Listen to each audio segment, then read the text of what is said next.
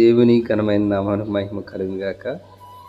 ఈ ఉదయకాల సమయంలో ప్రియులైన మీ అందరికీ యేసుక్రీస్తు నామములో నా శుభాభివందనం తెలియజేస్తున్నాను. ప్రియులారా, మీరు అందరూ ఎలా ఉన్నారు? బాగున్నారా? ఈ సెప్టెంబర్ నెలలో ఈ 2వ తారీఖున మనం ఈ విధంగా కలుసుకోవడానికి, దేవుని వాక్యాన్ని మనం వాగ్దానాన్ని పొందుకోవడానికి దేవుడు మనకిచ్చిన గొప్ప కృపను బట్టి దేవుని నేను ఎంతగానో స్తుతిస్తున్నాను. మరి సమయంలో దేవుని వాగ్దానాన్ని మనం చదువుకుందాం. ఈ వాగ్దానము దేవుడి నిశ్చయముగా మన పట్ల నెరవేరుస్తాడు. అందరిని బట్టి దేవునికి స్తోత్రం. ఈ సమయంలో మనం వాగ్దానం చదువుకుందాం. 145వ కీర్తన 9వ చరణం. యెహోవా అందరికీ ఉపకారి, ఆయన కనికరములు ఆయన సమస్త కార్యముల మీద ఉన్నవి. ఈ చక్కని వాగ్దానాన్ని బట్టి యేసయ్యకి నేను స్తుతి చెల్లిస్తున్నాను. ప్రియులైన మీ అందరినీ కూడా ఈ యొక్క వాగ్దానాన్ని రిసీవ్ చేసుకోమని దేవుని పేరట తెలియజేస్తున్నాను.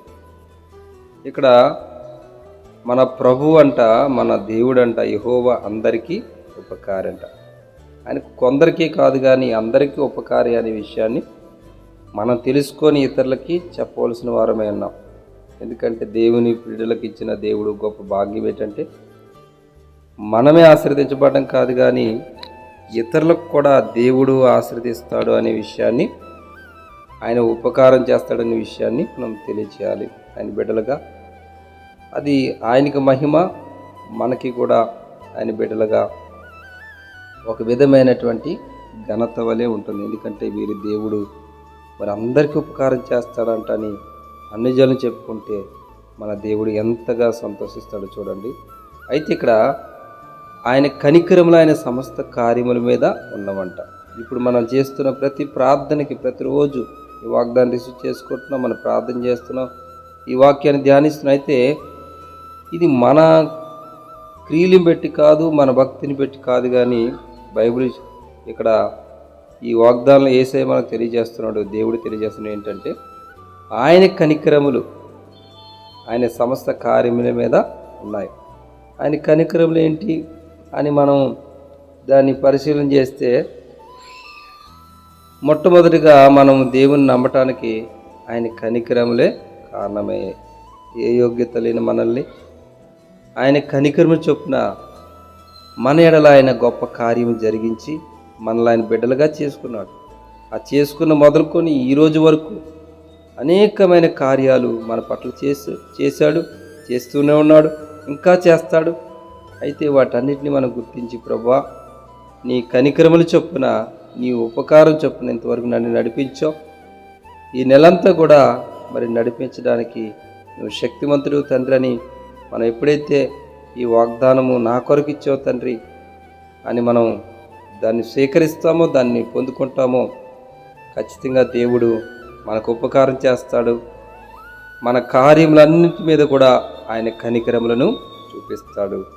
నిశ్చయముగా దేవుడు ఈ యొక్క వాగ్దానాన్ని వింటున్న మీ అందరి పట్ల దేవుడు నెరవేర్చి ఆశీర్వదించును గాక.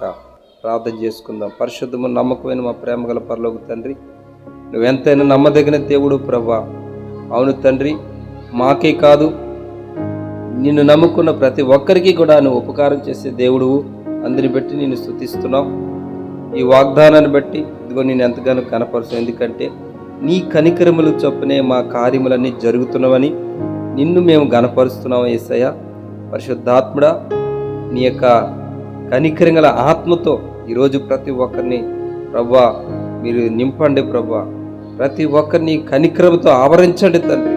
ఈ కనికరం చొప్పునే ఈ సమయంలో ఎవరి బాధల్లో ఉన్నా, ఎవరి ఇబ్బందుల్లో ఉన్నా, ఎవరెటువంటి వ్యాధితో ఉన్నా, ఎవరెటువంటి సమస్యతో ఉన్నా, ఎవరెటువంటి అప్పుతో ఉన్నా, నీ కనికరమును చొప్పున ఇదిగో ప్రతి కార్యము యేసు నామములో ఇది వింటున్నా చూస్తున్న ప్రతి ఒక్కరికి జరుగును గాక.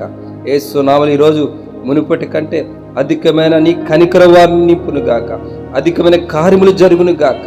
యేసు క్రీస్తు నామములో గొప్ప సాక్షులుగా ప్రతి ఒక్కరూ నీ ఉపకారాన్ని పొందుకొని, నీ కనికరములు పొందుకొని నీ బిడ్డలుగా ఆశీర్వదించబడుదురు గాక. తండ్రి మీ చేతులకు అప్పగిస్తూ మహిమ ఘనత ప్రభువునికి ఆరోపిస్తున్నాం. ఈరోజు వివాహ దినోత్సవం జరుపుకుంటున్న వారిని పుట్టినరోజు జరుపుకుంటున్న వారిని కూడా జ్ఞాపకం చేసుకోండి, వారిని కూడా దీవించని ఆశీర్వదించండి. ప్రతి విషయంలో కూడా ఈరోజు ప్రభు వాగ్దానం ప్రతి ఒక్కరి పట్ల నిత్యము నెరవేర్చి బలపరచమని నజరుడైన యేసుక్రీస్తు నామములో ప్రార్థించి నమ్మి పొంది ఉన్న మా పరలోక తండ్రి, ఆమేన్. God bless you.